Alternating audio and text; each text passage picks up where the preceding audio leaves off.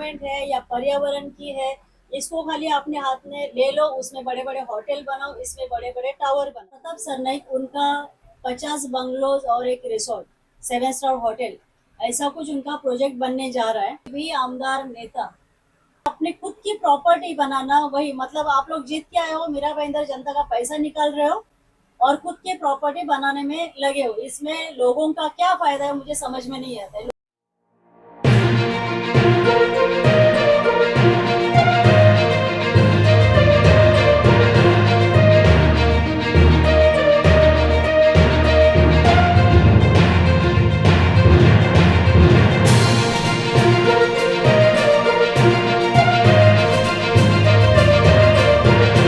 यहाँ पे मीरा भाईंदर महानगर पालिका क्षेत्र में जो भी चुनाव जीत के आता है, आमदार या खासदार, खासदार तो यहाँ पे आए ही नहीं एक बार भी, लेकिन जो भी आमदार यहाँ पे चुन के आता है, उनको ऐसे लगता है कि मीरा भाईंदर ये हमारे माँ बाप की माल की प्रॉपर्टी, ऐसे उनको लगता है कि यहाँ पे हम लोग कुछ भी कर सकते हैं। जितने भी कलेक्टर लैंड है उनकी उस पर नजर रहती है हमेशा।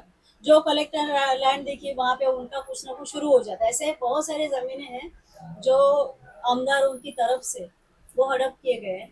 बहुत सारे एग्जाम्पल, एक का तो एक क्लब है, उसका तो केस आप लोगों को पता है कि जो कोर्ट में चल रहा है आज भी।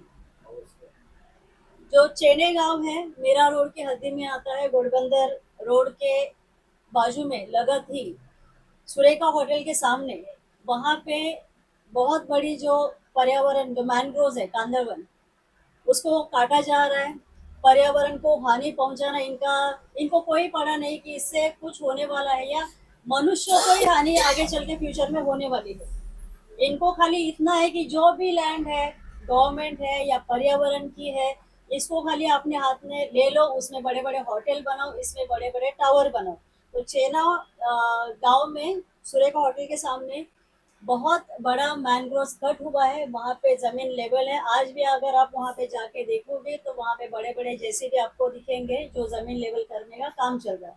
इस विषय पे अभी जो आयुक्त है राधा विनोद शर्मा, उनसे हम पिछले 2 महीने से पत्र व्यवहार कर रहे हैं। इसके ऊपर आरटीआई डाला हुआ है, तो आरटीआई के थ्रू ही हमें एफआईआर की कॉपी मिली हुई है तहसीलदार ऑफिस से, लेकिन इसके अलावा उनके पास कुछ भी इसके उपलक्ष्य में उनके पास कुछ भी नहीं है। ये है एफआईआर की कॉपी जो 2023 में,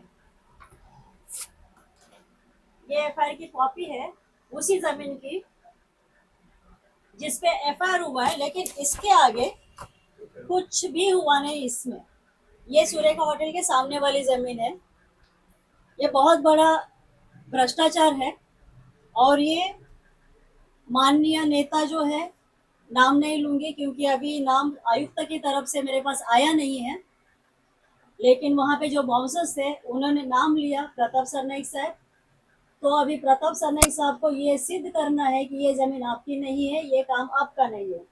दूसरा जो विषय है, वही चेन्नई गांव में सुरेखा होटल के बाजू में जो नेशनल पार्क की जमीन है, वहां पे जो 2016 का सर्वे था उसमें वहां पे वन्य जीव, कुछ दुर्मिळ जीव वहां पे पाए गए हैं। तो नेशनल पार्क की जो लैंड है वो, वहां पे आमदार प्रताप सरनाइक उनका 50 बंगलोज और एक रिसोर्ट, 7 स्टार होटल, ऐसा कुछ उनका प्रोजेक्ट बनने जा रहा है। और इस विषय में और जानकारी मैं निकालूंगी, लेकिन ये कहाँ तक सही है कि उस तरफ भी आप पर्यावरण को हानि पहुंचा रहे हो और इस तरफ भी पर्यावरण को हानि पहुंचा रहे हो। जैसे हमारे सम्मान्य राज साहब हमेशा बोलते हैं कि हम जंगल तोड़ के उनके घर में घुस रहे हैं, और फिर शेर जब हमारे घर में आता है तो हम लोग क्या बोलते हैं, हमारे घर में शेर आया। अरे हम लोग उनके घर में जा रहे हैं। ठीक है, ये दूसरा मुद्दा है। और तीसरा जो है कैफे हॉलीडे, जो छत्रपति शिवाजी महाराज मार्ग पे, छत्रपति शिवाजी महाराज रोड के बाजू में ही गौरव गार्डन करके सोसाइटी है। उस सोसाइटी में विहंग ग्रुप का होटल है कैफे हॉलीडे। वहां पर उन्होंने जो कलेक्टर लैंड थी उसको पूरी तरह से कब्जा किया और उस पर अपना cafe holiday bar and restaurant वो चालू किया है। उसके बाजू में तुंगा हॉस्पिटल है, उसके दूसरे बाजू में पल्स डायग्नोस्टिक सेंटर है। तो ये मैं बोलना चाहूंगी कि कोई भी आमदार नेता उनको भी सर्वसामान्य लोगों की तरह कुछ कायदे कानून की मालूमात है कि वो ऐसे ही जीत के आए हैं? क्योंकि रूल है ना, जैसे रूल सबने साइड में रख दिए, खाली अपनी खुद की प्रॉपर्टी बनाना, वही मतलब आप लोग जीत के आए हो, मीरा भाईंदर जनता का पैसा निकाल रहे हो और खुद की प्रॉपर्टी बनाने में लगे हो। इसमें लोगों का क्या फायदा है मुझे समझ में नहीं आता है, लोगों का क्या हित है?